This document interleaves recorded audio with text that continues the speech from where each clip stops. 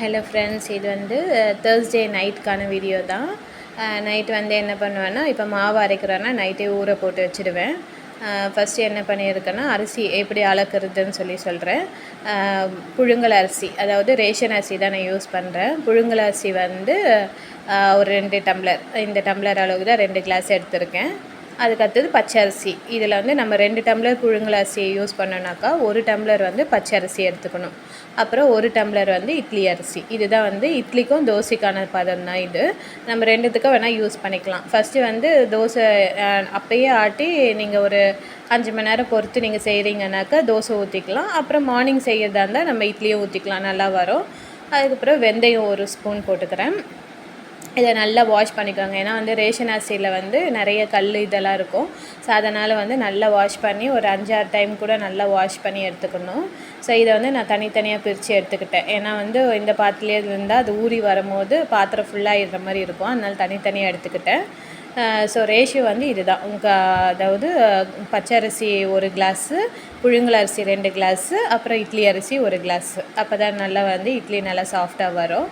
அதுக்கப்புறமேட்டு வந்து இது ஜவ்வரிசியும் வந்து நம்ம இட்லிக்காக போடுறது. அதாவது நல்லா வந்து ஒரு ஒயிட் கலரில் வரும், ப்ளஸ் புஷ்ஷுன்னு வர மாதிரி இருக்கும் நல்லா. அதனால் வந்து சாஃப்ட்னஸ்க்காகவும் நான் இதை போடுறேன். அப்புறம் உளுந்து வந்து 3/4 கிளாஸு. இந்த ரேஷியோக்கு வந்து 3/4 கிளாஸ் யூஸ் பண்ணால் போதும். ஸோ இந்த அளவுக்கு நீங்கள் நல்லா ஊற வச்சுட்டு நைட்டு ஃபுல்லாக ஊறி ஒரு 8 மணி நேரம் ஊறினதுக்கப்புறம் நம்ம அரைச்சிக்கலாம். நான் மிக்சியில் தான் அரைச்சிப்பேன். நீங்கள் கிரைண்டர் இருந்தால் கூட கிரைண்டரில் போட்டு ஆட்டிக்கலாம்.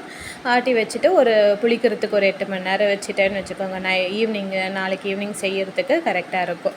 ஸோ இந்த மாதிரி தான் நான் மாவு ஆட்டி வச்சுப்பேன். இது வந்து எனக்கு ஒரு பாக்ஸ் ஃபுல்லாக வர மாதிரி இருக்கும். இந்த அளவுக்கு வந்து நான் ஒரு 3 நாள் கூட யூஸ் பண்ணுற மாதிரி இருக்கும். 3 நாளைக்கு மேலேயே வரும். அப்புறம் யாராவது பக்கத்தில் வந்து மாவு கேட்பாங்க, அவங்களுக்கு வந்து அமௌண்ட்டுக்கு கொடுத்துடுவேன். ஒரு 20 ருபீஸ் 30 ருபீஸ்க்கு அந்த மாதிரி கொடுத்துடுவேன். அதனால் வந்து நான் கொஞ்சம் நிறையவே போட்டு ஆட்டி வச்சுப்பேன். சேல் பண்ணுறது கிடையாது. சரி, மாவு ஏதாவது கடையில் தீர்ந்துச்சுன்னு கேட்குறாங்க, பக்கத்தில் வந்து தெரிஞ்சவங்க தான் இருக்காங்க. ஸோ அவங்களுக்கு வந்து கொடுத்துடுவேன் அந்த மாதிரி. அதனால் கொஞ்சம் நிறையவே ஆட்டி வச்சுக்கிறது. நாங்கள் வந்து யூஸ் பண்ணுறது ஒரு 2-3 நாளைக்கு தான் நான் யூஸ் பண்ணுவேன் மாவை. அதுக்கப்புறம் மார்னிங் வந்து இது பொங்கல் செய்யறதுக்காக வந்து துவரம்பருப்பு, சாம்பாருக்கும் பொங்கலுக்கும் வந்து பச்சரிசி, இதே ரேஷன் அரிசி தான் நான் யூஸ் பண்ணுறேன்.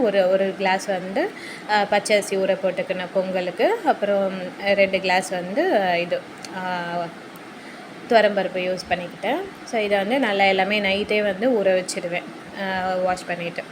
ஓகே ஃப்ரெண்ட்ஸ், வீடியோ பிடிச்சிருந்தால் லைக் பண்ணுங்கள், சப்ஸ்கிரைப் பண்ணி வச்சுக்கோங்க, பெல் ஐக்கானே கிளிக் பண்ணி வச்சுக்கோங்க.